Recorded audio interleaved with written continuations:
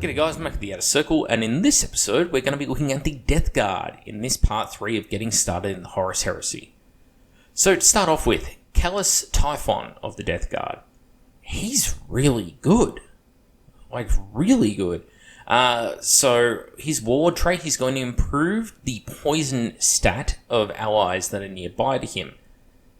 And he's also going to let Fleshbane reroll all to wound rolls. He has Fleshbane, by the way, on his close combat weapon, which is a very strong weapon because it's called the Lacrimate, and it is a Strength plus 2, AP 2, Reaping Blow, Fleshbane Blade. So he will basically instant kill many things because he has Rad Grenades. So Strength 6 on him is instant deathing things like Terminators.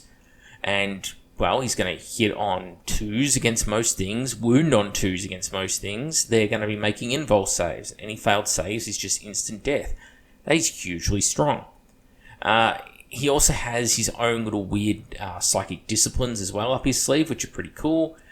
And he also has that poison ability that I alluded to, which is improving poison by 1. And the way that works is if you have a nearby friendly unit, and they fire a weapon which is poisoned, and let's say it's poison 4+, and on a 4+, it causes a wound. Well, he would change that to poison 3+. So on a 3+, it causes a wound. That is potentially very strong. It does reek of 40k aura stacking, where it's like, oh, my character has an aura and everyone gets a certain ability if they stand this close to him. That is very 40k as a rule goes. But it's a pretty cool rule anyway. He's also a Psyker, but he's not a repressed Psyker like Sevatar or Conrad Kurz. He just has Leadership 10, so he'll do just fine. Don't worry for Typhon. And of course, he's Death Guard, he's Cataphractii Armor, Praetor stats, he's hard to kill. So, really good. Would I go out there looking for things like challenges? No, that's not really his forte, but any basic Praetor is going to die to him. It's only those real strong challenger characters like, your Causewains, your Sigismunds. Those are the ones he needs to be terrified of. But for most other characters, they need to be scared of him. So, wouldn't have picked it, but Typhon, really good. Then we get to another interesting character, and that's Chrysos Morturg, who's another Book 1 era sort of legacy character. So he was at Isfahan 3, kind of got blown up and put back together by a Mechanicum Caleb Decima, which is interesting. So, interesting thing is, any unit he joins, unfortunately has Bitter Duty, so it's going to be something like Destroyers or Poisoners or something like that. They get a free 7-inch move during deployment, if any enemies deploy within 18 inches of them, which is a pretty good thing for dealing with things like infiltrators. Also gets him a free reaction of any type that he would normally be able to use, which is pretty good as long as an enemy is arriving by reserves. His old Flamer as well, gone. Got rid of that and instead gets an Alchem Combi Flamer, and also gets Disintegrator Pistols, which is not bad. Now, the sword, interesting choice here. It was a power sword in the previous edition, and it was pretty underwhelming. He was a good character in the previous edition because he was the repressed Psyker. But now his sword is +1 strength, AP 2, and Reaping Blow. Okay, sure, if I must. So, yeah, really solid Praetor level character, really. So, 2+ normal save, 4+ invulnerable. He's Moritat sort of combination with the Disintegrator Pistols, which is neat. He's got a sword that can kill things reliably in close combat. It's just not going to be able to take on things like Terminators. If he was able to find a way to get himself to Strength 6 reliably, because of the Rad Grenades and because of the weapon he has, he would become a threat to Terminators. But unfortunately, he doesn't quite have that. So, it's a bit of a tough one. He also has this Death Tally special rule, which is basically going to become like a Paragon Blade, but you minus the Reaping Strike. So, yeah, it's got its bonuses. His psychic power as well used to be endurance. Well, now it's being replaced with this once per game ability. And what it'll do is it'll essentially teleports him off the battlefield and put him into reserves with 1 wound left instead of him dying. It's situational at best, but I guess it's a get yourself out of jail card if you find yourself on the wrong end of Sigismund or something. But you're a loyalist, so that shouldn't happen. Another Book 1 Legacy character now, Marshal Durac Rask. This guy had a lot of really weird miswritten rules in the Heresy 1.0. It was you needed a siege breaker to take Phosphex Medusas, but he didn't count as a siege breaker. And anyway, all of that's gone. Now he's got Protocol's Destruction, which is any unit he's attached to gets +1 to all their rolls in the vehicle damage chart caused by penetrating hits. Downside is it's 1 per turn. Or, sorry, I should say 1 turn. 1 turn only. That kind of sucks. It's a one-off thing, basically. But it's going to make your unit really, really good for that 1 turn. So if he's with the Las Cannon Devastator squad or something, they're shooting at a Spartan, you'll probably get it. But you should anyway. He's armed with an interesting combo of weapons as well. Volkite Serpenta, which is and he's got a special Thunder Hammer, which comes with Sunder. And he's got a Phosphex Bomb, which is, Phosphex Bombs are good, but it's nice to have 3, and I like to have them on jump troops. Generally, I'll take Phosphex Bombs on Moritats, because you can very quickly run up, yeet the bomb at someone, laugh, and run off like a maniac.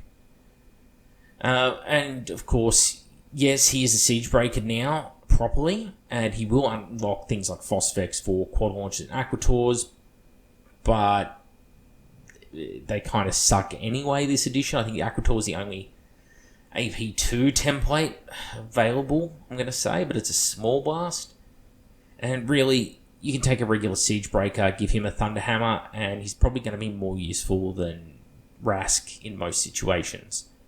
And of course, because he's not a Master of the Legion, very important here, you don't get to take a Rite of War if you take this guy. So, I don't know. He seems like a poorly written character, needs a bit of a rewrite. Again, so that's 2 editions in a row for this guy of just not working. Anyway, let's move on to the Primarch now. The big man himself, Mortarion. Mortarion is, as you would expect, a very resilient Primarch. High strength, high toughness, high wounds. Solid armor save. He has resilience against, your poison, your fleshbane, rending, anything that triggers on a certain number on a to wound roll, which is good for him. He also has It Will Not Die, which is handy. Hatred Psychers, which you expect, and Adamantium Will 3+, which is also pretty good. Adamantium Will, for those who aren't familiar with it in this edition, it's providing you a save of that level against a psychic attack. So, for example, if he's hit with a force weapon, instead of taking a 4+ invulnerable save, he can take a 3+ Adamantium Will save against it. So, handy, has its moments. His Sire of the Death Guard is going to make him and basically the entire army immune to the effects of fear and shell shock. So, pretty handy. You no longer will suffer the penalties for leadership in melee as well, which means that it's very hard to actually shift your units and get them run down, even against superior opposition, which I kind of like. And he actually causes fear, because of course he does.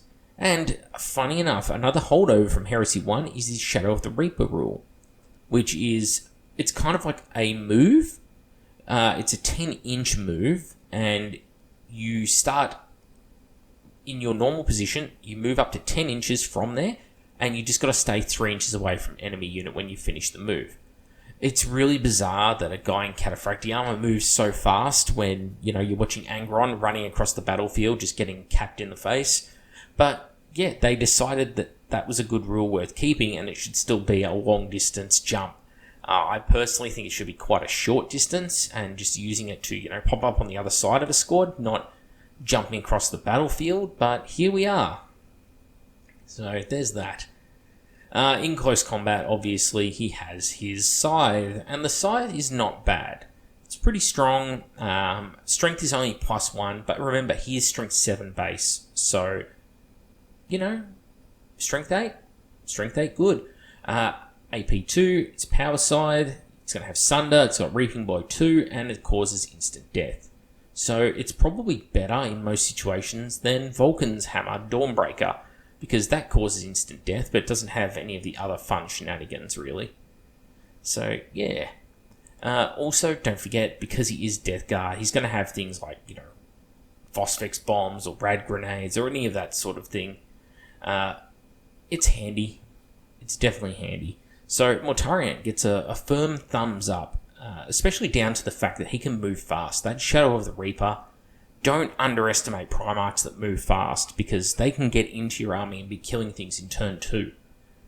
Whereas other armies like Horus is scary, sure, but Horus costs a lot more points than Mortarion, and Horus is going to be waiting to turn 3 or 4 before he gets stuck into your army. Now, which Primarch is going to earn their points back? Mortarion or Horus? It's Mortarion. Anyway, that's it for the Death Guard. The next episode is going to be on the Thousand Suns, and that's going to be difficult. Anyway, the Outer Circle. See you all next time.